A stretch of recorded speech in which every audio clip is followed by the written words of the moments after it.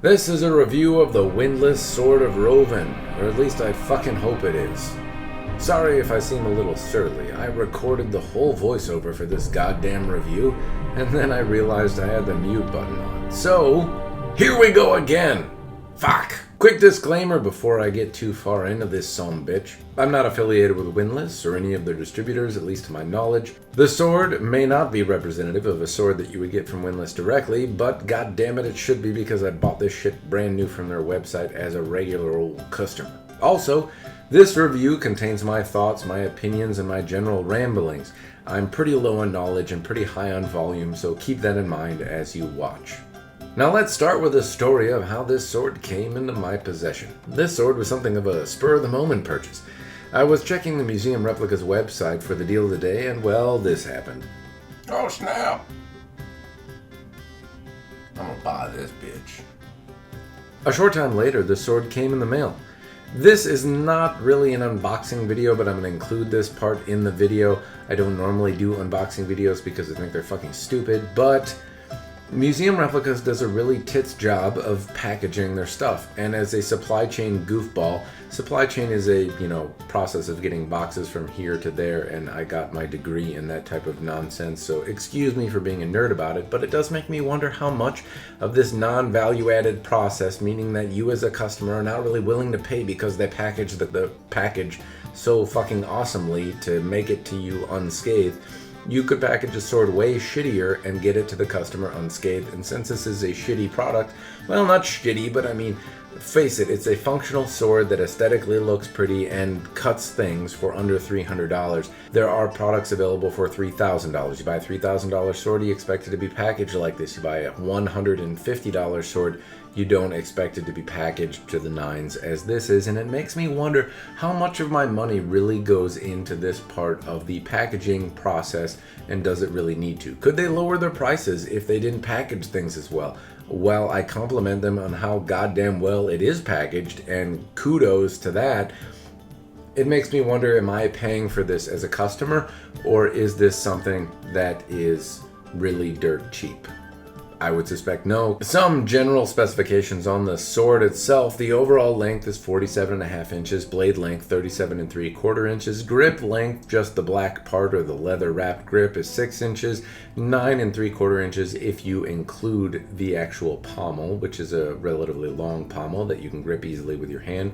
The blade at the base is just a little under 2 inches. At the tip, which is pick an arbitrary point that I start measuring. I picked at where it starts to really significantly taper. It's just a little under an inch, and the thickness of the blade is, well, suffice to say it has a very minor distal taper. It comes in at 3 pounds, 4 ounces, a point of balance 6.5 inches from the Crossguard, and a center of percussion at 25 inches approximately from the Crossguard.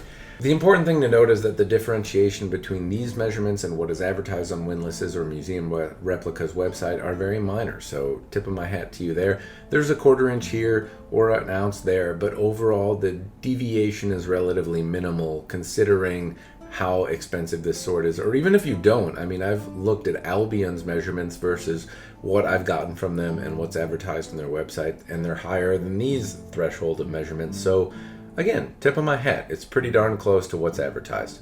Starting from the overall aesthetics, now keep in mind that this sword retails for $263 as a sharpened iteration, and I got it as the deal of the day, which was 50% off of that. I think the sword really just fucking looks cool. It's got a long pommel, a spiral grip, a ornate guard that's really simple and minimalist at the same time. It's got 3 fullers, and it's got a long shiny blade, and it just fucking looks bitchin'. That's really my aesthetic overall thought on the sword itself. Getting into the nitty gritty of it, let's talk about the pommel, working our way down the sword. It reminds me of an Oakshot Type 5 pommel, but perhaps I'm mistaken as I don't really know the typology very well. Still, it looks good. It feels nice in the hands when gripped. My pommel rusted a little bit for reasons you will perhaps see later on in the video. It was shiny though when it came out of the box. I was surprised to see that it survived and served as well as it did. It does suffice to say that it really is made out of carbon steel, otherwise it would not have rusted as it did. The peen or peen block looks nice and is functional. I can see the peen, but honestly at this price point I'm really not expecting a whole lot, and I would say this is very good for the price point. The grip is a spiral type looking grip with a leather overwrap and it's stitched on one side. It's nice feeling, but not necessarily as nice as some of the other pieces from higher end swords like Albion or Arms and Armor, a Valiant Armory, but it feels good enough in the hand. It also has an oval shape which makes edge alignment pretty simple. I didn't have any difficulty maintaining the edge alignment, and the grip didn't come undone during any of the testing that I did. And it looks cool, so that's as much as I can say about the grip.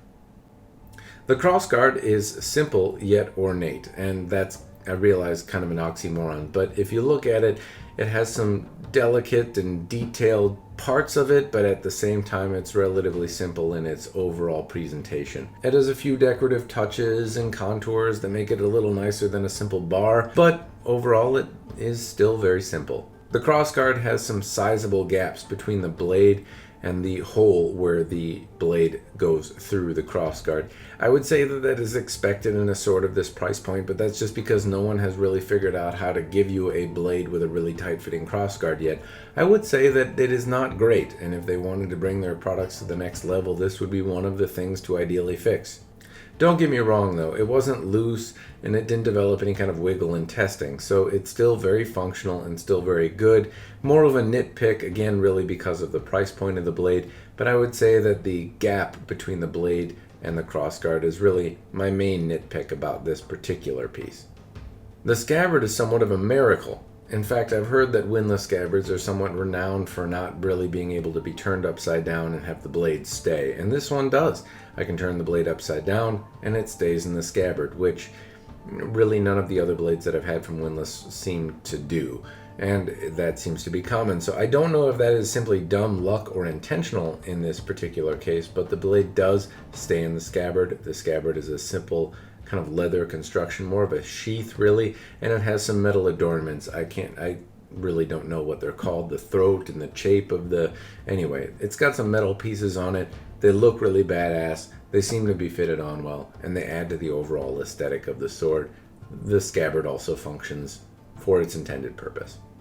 The blade, or the pokey stabby part that everyone cares about. The blade is nice and shiny. At least that's the main point. The blade looks good. It has 3 fullers that are really, I mean, honestly, the aesthetic wow of this sword to me personally. And they really drive the overall appeal of this sword. The center of percussion seems to be in the right point as well, but the main point about this sword is that it feels like shit in the hand. It's really heavy, it's not necessarily easy to control, and I didn't find it a very pleasant experience. You can see the ripples in the video here where the blade is not even along the flats. The surfaces of the blade kind of bounce all over the place.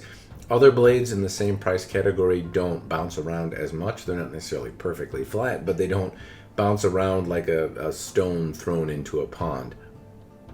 The sharpening surface, I believe, also has some effect on this, as the blade is sharpened, but perhaps is intended to be blunt, and the sharpening is just a big secondary bevel, which obviously has some effect on the geometry and how well the blade will cut.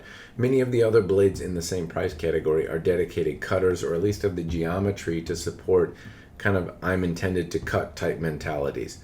That said, this blade is shiny and it looks cool, and I really wanted it to be awesome, but it wasn't. It doesn't feel good in the hand, and that's really the downside. It looks really good, and aesthetically it's very appealing. It just doesn't have the kind of talk the walk type thing going on with it, where it just doesn't feel as good as it looks. It still cuts. It's sharp enough to cut me. Oopsie. I cut myself while I was cleaning the blade off after using it. But the point is that it just doesn't look as good as it cuts, or it cuts not, you get what I'm saying. It doesn't cut as good as it looks. That's really going to bring me into the handling portion of this review. Handling wise, the sword is heavy and cumbersome in my opinion. I tested it alongside a few other swords. I compared it to the Ronin Katana Euro Model 7, kind of most closely. I also used a prototype from Ronin Katana, and I tested it alongside a very old Deltin sword as well. And cutting wise, this blade did not do as well as any of those other swords. It was the most cumbersome to deal with. It also had a lot of ripple, and I got a lot of the effects in my hands. The center of percussion seems to be in about the right spot, but I kept feeling the blade really wiggle around in my hands. It was difficult to maintain point control, and overall it was just a very clumsy, cumbersome blade to handle. Every other blade that I handled that day felt better. Perhaps a small amount of saving grace is that I was able to whack the stand a few times and the blade maintained its shape, so while it didn't necessarily feel great, it did hold up pretty well to basic testing. Now keep in mind I only cut water bottles, some tatami mats, but I whacked the stand and it held up. Now is the fun part of the review where I'm supposed to articulate myself in such a way that you understand if the thing is worth it or not worth it, and frankly that's not my favorite thing to do. Mostly because it's entirely subjective, and I could see why this particular sword would be appealing to some audiences and not to others. And frankly, to the ones that I think it might not be appealing to, I really am not qualified to speak on their behalf, as I am not a practitioner of HEMA. I'm just a guy that has some chainmail and a sword. From the standpoint of somebody that wants something that's aesthetically appealing but functional, this is a pretty good value. I mean, it's under $300, at $260-ish for the sharpened version, and a little bit less for the dull one. If you want something that you can swing around, have fun with, that would be functional if you wanted to cut with it, but that has an aesthetic appeal on a budget, this is a pretty solid value. And I could see why you would like it. It would be better looking than something from Badger Blades or Starfire, and seems functional. You're not probably going to be able to beat it against walls endlessly. It's not indestructible more than likely, but it's very functional, and it held up well for my testing, which included smacking it into a stand. So in terms of aesthetics as well as general functionality, yeah. The other side of the coin is the practitioner, somebody that's looking for something that feels like a good sword. This to me is not it. I would say, whoa sir, look elsewhere with your money. And I'm really not qualified to say that, honestly, even though I just did. The point is that I'm not a HEMA practitioner. I don't really know what they're supposed to feel like, but I did test it alongside other swords. For something that's supposed to be a big chopping weapon, I found this really difficult to control. It feels way too tip heavy. It's very difficult to move, to change directions quickly, and I mean overall it's just very hard to control. I felt a bunch of wiggle in my hands, so while it's functional, it's not good enough. It's not good enough for somebody that's looking to do a lot of cutting, somebody that wants something to practice with as a practitioner piece, just because there's a lot of other things available at that price point that I think did a better job. Both of the Ronin swords as well as the big hardy Delton that I was testing were easier to control and did a better job cutting. So if that's what you're looking for, something that's more function than form, I would say that this really misses the mark. That's all I have for you. I hope you found the review at least mildly entertaining or somewhat useful. Probably not really overly entertaining, but useful. If you were thinking about buying a sword like this, hopefully you're more prepared to make that buying decision now than you were before. If you think I did a good job, throw a like in the little thing with the thumbs up, and if you think I did a real piss poor job, throw me a dislike, and I would appreciate it if you told me why I'm shitty so I can be less shitty in the future. That's all I have for you. Thank you for watching. Cheers.